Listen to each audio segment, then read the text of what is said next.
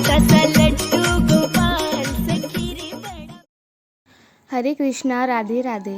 क्या आप जानते हैं भगवान श्री कृष्ण का नाम लड्डू गोपाल क्यों पड़ा?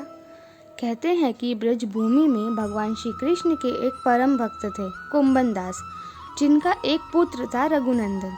कुंभन दास श्री कृष्ण की भक्ति में लीन रहते थे और उन्हें छोड़कर कहीं नहीं जाते थे।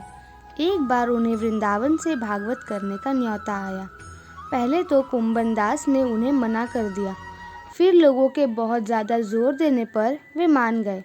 उन्होंने सोचा कि भगवान की सेवा की तैयारी करके जाएंगे और कथा करके वापस लौट आएंगे। कुंभन दास ने भोग की सारी तैयारी करके अपने बेटे रघुनंदन को समझा दिया कि ठाकुर जी को भोग लगा देना और कथा के लिए चल गए। रघुनंदन ने भोजन की थाली ठाकुर जी के आगे रखी और उनसे भोग लगाने का आग्रह किया। उसके बाल मन में ये छवि थी कि ठाकुर जी अपने हाथों से भोजन करेंगे, लेकिन ऐसा नहीं हुआ। बहुत देर इंतज़ार करने के बाद जब भोजन की थाली ऐसे ही रखी रही तो रघुनंदन ज़ोर से रोने लगा और पुकारा कि ठाकुर जी आओ और भोग लगाओ। रघुनंदन के इस पुकार के बाद ठाकुर जी ने बालक का रूप धारण किया और भोजन करने बैठ गए।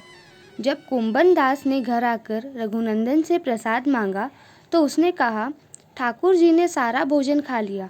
कुंभन दास को लगा बच्चे को भूख लगी होगी, वही सारा भोजन खा गया होगा, लेकिन अब ये रोज़ाना होने लगा। तब कुंभन दास को शक हुआ तो उन्होंने एक दिन लड्डू बनाकर थाली में रखे और छुप कर देखने लगे कि रघुनंदन क्या करता है। लड्डू की थाली रघुनंदन ने ठाकुर जी के आगे रखी तो उन्होंने बालक का रूप धारण किया और लड्डू खाने लगे। कुंभन दास ये सब छुपकर देख रहा था। जैसे ही ठाकुर जी बालक के रूप में प्रकट हुए, कुंभन दास भागता हुआ आया और प्रभु के चरणों में गिरकर विनती करने लगे। उस समय लड्डू गोपाल के हाथ में एक लड्डू था और दूसरे हाथ का लड्डू मुंह में जाने ही वाला था, लेकिन इतने में ही वो जड़ हो गए। उसके बाद से ही उन्हें इस रूप में पूजा जाता है और उन्हें लड्डू गोपाल कहा जाता है। इसलिए भगवान श्री कृष्ण के इस रूप को लड्डू गोपाल कहा जाता है। अगर आपको ये अच्छा लगा और ऐसी ही और कहानी चाहिए तो मेरे चैनल को सब्सक्राइब करें और लाइक भी कर दीजिए। राधे राधे।